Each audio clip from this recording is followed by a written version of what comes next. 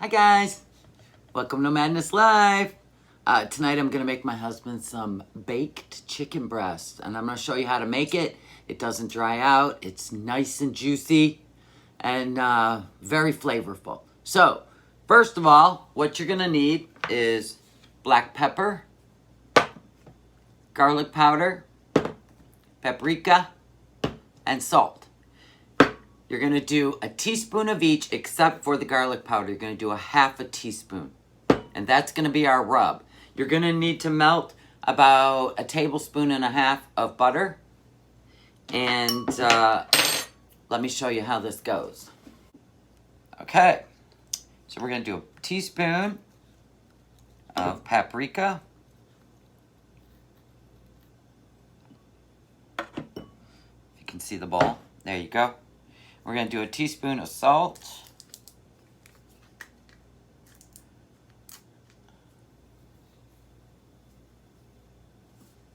We're going to do a teaspoon of pepper. Black pepper.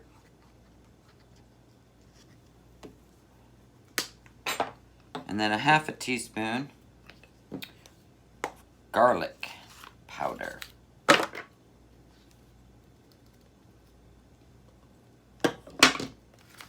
Then you'll just take your spoon, you'll mix this all up so you get an even rub flavor.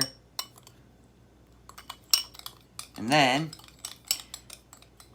I've let my chicken sit out, get to room temperature for about 15 minutes. I mean, it's still cold, but if you can let it sit out for about 15 minutes, and I always get the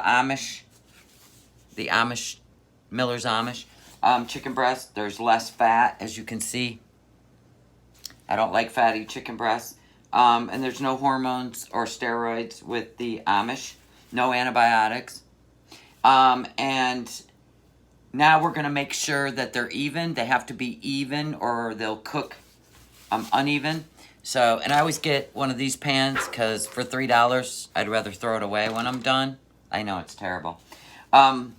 So let's get the chicken breasts out and get them to the same size. Okay.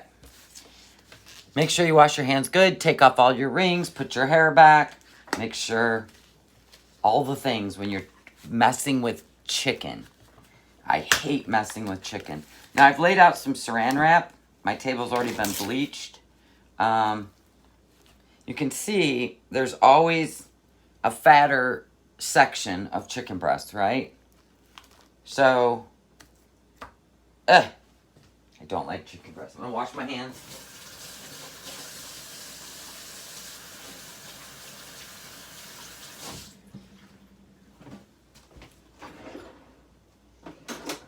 I can't find my meat tenderizer mallet, so I'm going to use something really stupid, but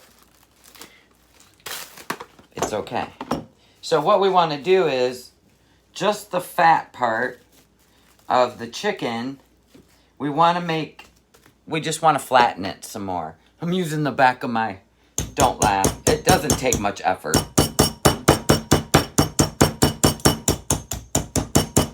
Just all the fatty areas, you want to get it not thin, but you want to get it so it's the same depth.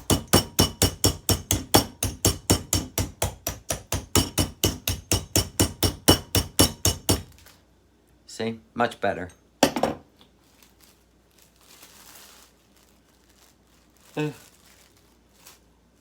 So now, it's like the same depth. I'm going to put that in my pan. Put this one in my pan. My husband loves baked chicken. And then we're going to get these ones out. And then I'll wash my hands again. I wash my hands a lot with chicken. Dang it. I didn't touch it with this hand. Just this one. Okay. I'll lay this one down.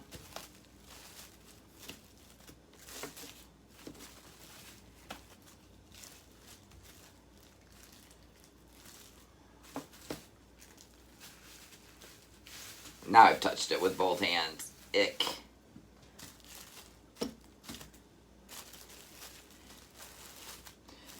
See, because they come, when they fillet them, they just come in different. And my oven's preheating to 425, by the way.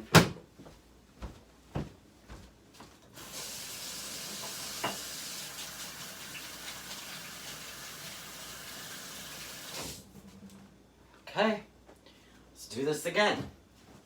But I do wash my hands a lot when I touch poultry. So we're going to get this down. This was pretty thick.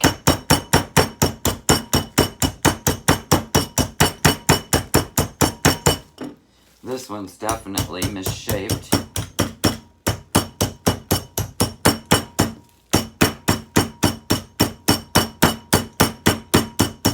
You're going to make sure when it cooks, because we set the oven to 425, and it's going to cook about anywhere from 18 to 25 minutes, and you want an internal temperature of 165 Fahrenheit, which I have a thermometer for that. You definitely want it. Now you can take it out at 160, and as it rests, it'll continue to cook. So it will rise to 165. And I may have to cut this piece off because it's way too thin. It'll just burn. I'll fry it up in the pan for my dogs. Nothing goes to waste.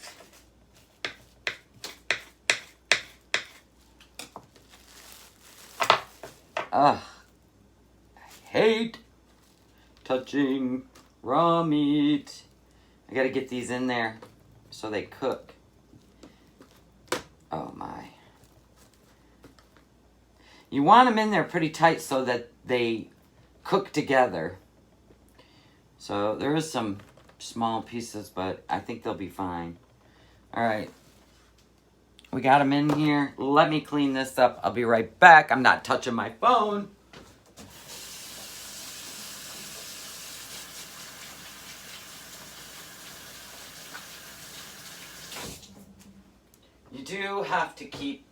You have to keep washing your hands or you're going to contaminate your whole kitchen. Okay, I'm going to wrap this up and I will cook this up in a pan for my dogs. I'm going to set it in the sink, not on my counter. There's our chicken. Now, you're going to take your butter that you melted and you're going to start brushing all your chicken.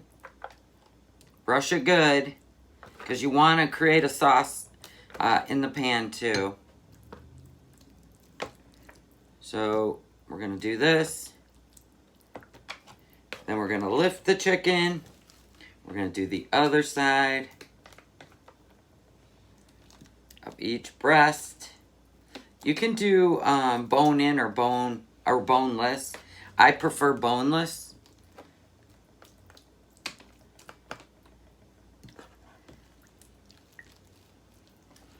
Now, there's no need to wash my hand yet, because I'm only touching it with this hand. Because I'm going to get this with this hand. Remember? Wet, dry. And then we're going to sprinkle our rub on each one.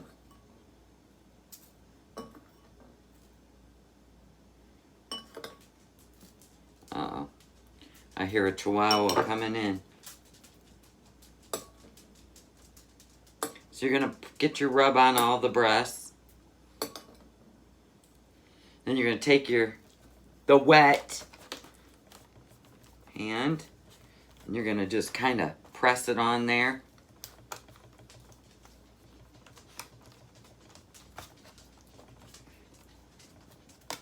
It's putting a rub on their chicken.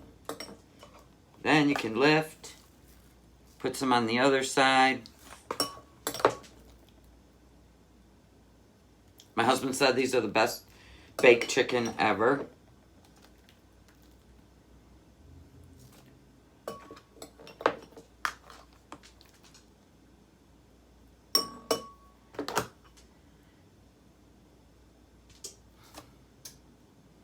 There you go. Now you can decide how much rub you want on your chicken. You can make a double batch if you feel you need more on there. But I found that I really don't have to. It bakes pretty good and moves around. So now you're going to put this in the oven at 425. Set your timer for like 10 minutes. And then you're going to flip these. Okay? Then you're going to flip them. That way you get the juice on both.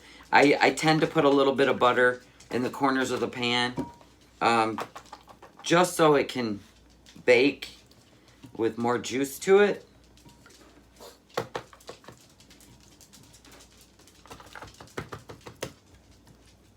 So there you go.